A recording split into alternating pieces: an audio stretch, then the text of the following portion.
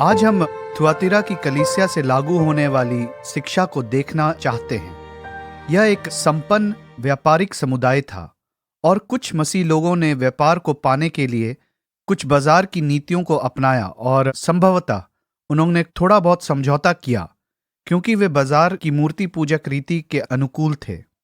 जो प्रभु को जानने का दावा करते थे उनके द्वारा बाजार में एक सामान्य कथन है कि हर कोई ऐसा ही कर रहा है और जब तक कुछ अनैतिकता के साथ नहीं किया जाता है तब तक व्यवसाय में सफलता प्राप्त करना असंभव है। खैर, मसीह के अनुयायी होने की वजह से यह एक चुनौती है। ऐसा समय होता है जब आपका व्यवसाय ढीला चल रहा होता है। मुझे नहीं लगता कि हमें किसी को भी आश्चर्यचकित होना चाहिए क्योंकि यीशु ने हमें कहा है कि हमें अपना क्रूस उठाना है और उसके पीछे चलना है। ऐसे बहुत लोग हैं जो अपना जीवन खो रहे हैं क्योंकि वे प्रभु से प्यार करते हैं। वे उसका इनकार नहीं करते हैं। तो यह वास्तव में कौन सी बड़ी बात है कि हम कुछ पैसे खो रहे हैं। यहाँ तक कि व्यवसाय के बंद होने का भी दुख है। यह कुछ अलग बात नहीं है। विश्वास के इतिहास में ऐसा होता आया है। यदि आप अपने विश्वास की कीमत पर व्यवसाय में सफलता प्राप्त करने को प्राथमिकता देते हैं तो मुझे लगता है कि बाजार की मूर्ति पूजक पद्धतियों का प्रयोग के प्रलोभन का सामना करना सामान्य बात है।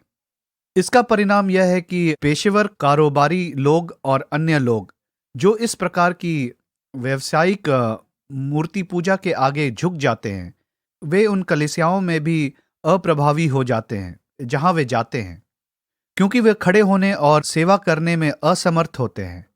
वे अपने अंतःकरण में जानते हैं कि वास्तव में परमेश्वर को प्रसन्न नहीं कर रहे हैं और वे दोनों बातों में विफल हो गए। अतः वे प्रभु को अप्रसन्न कर रहे हैं। एक तरफ आप अधिक व्यवसाय प्राप्त कर सकते हैं जिसे आप वास्तव में कभी कभी बिना इन कामों से भी प्राप्त कर सकते हैं। यदि आपने अपना व्यवसाय खो दिया हो तो भी आप भूखे नहीं मरेंगे। ठीक उसी समय पर, विशेषकर यदि कोई ऐसी कलीसिया है जहां पर ऐसे वचन की शिक्षा दी जाती है और स्पष्ट रूप से यह निर्धारित किया जाता है कि परमेश्वर हमारे जीवन में किस प्रकार का समर्पण और जीवन शैली की अपेक्षा करता है, तो यह जानने के बाद आप असहज हो जाएंगे। यह प्रभु के लिए आपकी सेवा को बाधित करेगा। जब आप प्रभु की सेवा में बाधित होते हैं तो इसके अनंत काल के परिणाम होते हैं। यहां तक कि यदि आप मसीह के सच्चे अनुयायी हैं और आप इसमें बने रहते हैं तो एक दिन ऐसा आएगा जब आपको मसीह के न्याय आसन का सामना करना पड़ेगा। इसलिए मैं आपको प्रोत्साहित करता हूं, यदि आप प्रभु के सेवक और परमेश्वर की संतान हैं और आप ऐसी स्थिति में हैं जहां समझौता करने का प्रलोभन आपके सामने है और आप संभवतः व्यवसाय खो सकते हैं, तो कृपया करके प्रभु के प्रति वफादार और सच्चे बने रहें। थुआतीरा की कलीसिया में लोग इस तरह की इजेबेल की मूर्ति की पूजा कर रहे थे और रुचिकर बात यह है कि बुरे लोगों को हमेशा अच्छे लोगों की तुलना में अधिक लाभ मिलता है। अगर आप गौर करें तो मसीहों को बालम और इजबेल के बारे में अंतिपास से ज्यादा मालूम है। रोमियो की पुस्तक उसके अध्याय 16 में प्रेरित पौलुस ने ऐसे बहुत से लोगों को सूचीबद्ध किया जो विश्वास योग्य और अच्छे हैं। वे वहां उसके पत्र में बाद की सूची में आते हैं। हम शायद ही उनके नामों को जानते हों, परंतु अगर आपने अन्य पौलुस की पत्रियों को पढ़ा है तो आपको याद होगा कि उसने हाइमेनस, फिलेटस और अलेक्जेंडर का विशेष उल्लेख किया है जो बुरे लोग थे। अतः ऐसे लोग थे जो बुरे थे और उन्हें अधिक प्रसिद्धि प्राप्त भी हुई। इस बात से यह मालूम होता है कि भ्रामिक शिक्षक, झूठे शिक्षक भी यह जानते होंगे। वे शायद महसूस करते थे कि यदि वे लोगों को चौंका देने वाली बातें कहें तो तुरंत आप कलीसिया का विषय बन जाते हैं और लोगों की जिज्ञासा आपके बारे में और अधिक जानने की हो जाती है। तथा कई दुष्प्रचार वास्तव में उसी प्रकार काम कर रहा है कि जिस तरह से वो चाहते हैं कि यह काम करें और आप शहर की चर्चा बन जाएं। यह एक चाल हो सकती है। कुछ समय के लिए लोगों को इसका एहसास ना हो, लेकिन यह धोखा देने के लिए दुश्मन की छोटी गतिविधि हो सकती है। कभी कभी लोगों को इसका एहसास नहीं हो पाता है।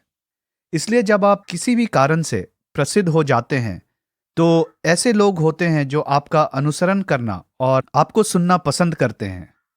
मसीही समाज में कुछ ऐसे भी लोग हैं जो अपने कानों की खुजली मिटाना चाहते हैं, भले ही यह एक असफल भविष्यवाणी हो या एक झूठी भविष्यवाणी हो, फिर भी वे इसे सुनना चाहते हैं। हम जानते हैं कि बाइबल में पौलुस कहता है कि ऐसे लोग होंगे जो कानों की खुजली मिटाना पसंद करते हैं। अतः झूठे सिद्धांतों का पालन करने का प्रलोभन कुछ ऐसा नहीं है जो आपकी अज्ञानता में हो। यहां पर चुनाव का तत्व है।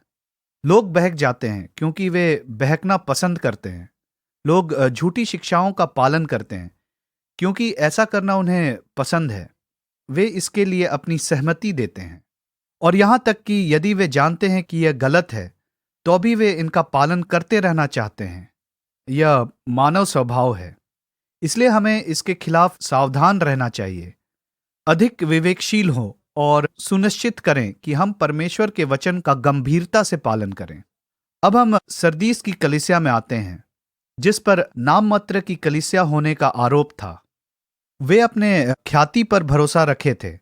उनके पास एक अच्छा इतिहास रहा होगा, लेकिन जैसे जैसे समय बीतता गया, उनका विश्वास कमजोर होता चला गया। उनमें जीवन के कोई चिन्ह नहीं थे। यह किसी भी अच्छी कलीसिया के साथ हो सकता है। यदि वे इस पर ध्यान ना दें, तो ऐसा किसी भी अच्छे मसीह के अनुयायी के साथ हो सकता है। समय के साथ जब उन्हें लगता है कि वे परिपक्व हो गए हैं, उसी समय पर अपनी आत्मिकता को खो देते हैं और वे शायद नाम मात्र के मसीह रह जाते हैं। जहां तक उनके आंतरिक जीवन का संबंध है, वे बस रट्टा मार कर काम कर सकते हैं और वास्तव में प्रभु के साथ निरंतरता में नहीं चलते हैं। और वह दुर्दशा थी जिसमें सरदिस के लोग गिर गए थे। उनकी मसीहत उस स्तर तक पहुंच गई थी जहां ये पहचान पाना भी मुश्किल था कि वे मसीह के अनुयायी थे। प्रभु उन्हें बताता है कि वह चोर के समान रात में आएगा। प्रभु ने ऐसा क्यों कहा? क्योंकि मसीह की निकटतम वापसी में विश्वास, यह किसी भी समय मेरे लिए आ सकता है।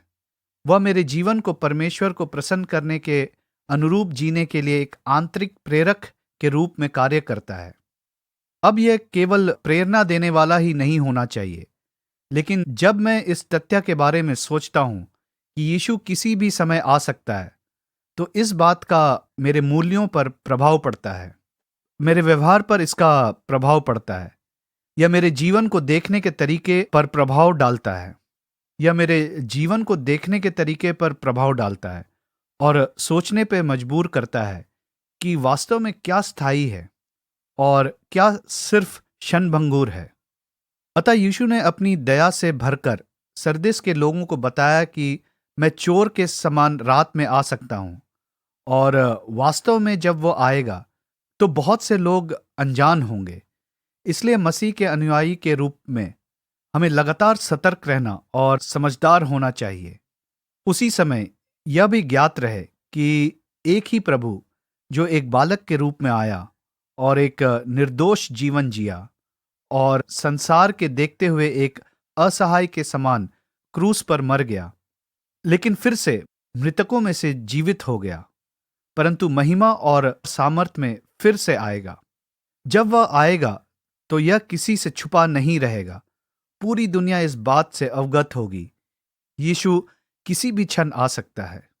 तो आइए हम इसके बारे में सावधान हों और उसी के अनुसार जीवन व्यतीत करें, इस बात को जानते हुए कि हम राजाओं के राजा की सेवा कर रहे हैं। यदि आपकी आत्मा में ऐसा सूखापन है, तो प्रभु से कहें कि आपको ऐसी स्थिति में लाएं जहां पर आपकी बात और आपका जीवन एक हो जाए और पवित्र आत्मा से भरे रहें, ताकि आप परमेश्वर की महिमा कर सकें और परमेश्वर के राज्य के लिए बहुत सा फल ला सकें। आइए प्रार्थना करते हैं। स्वर्गीय पिता, हम आपको धन्यवाद देते हैं कि हम आपके बच्चे हैं। हम जानते हैं कि हम कभी कभी खतरे में होते हैं और शत्रु सिंह के समान गरजते हुए हमें फाड़ कर खाने के अवसर में रहता है। लेकिन हम आपकी उन चेतावनियों के लिए जो आपने अपने वचन में हमें दी है, धन्यवाद देते हैं। और हम प्रार्थना करते हैं कि हम उससे सावधान रहें और हर दिन आपके साथ कदम से कदम मिलाकर चलते रहें। यीशु के नाम में आमीन। परमेश्वर आपको आशीष दे, आपके साथ हो और हर बात में जो आप कहते हैं, करते हैं और सोचते हैं, उसमें परमेश्वर की महिमा करने में आपकी सहायता करें। धन्यवाद।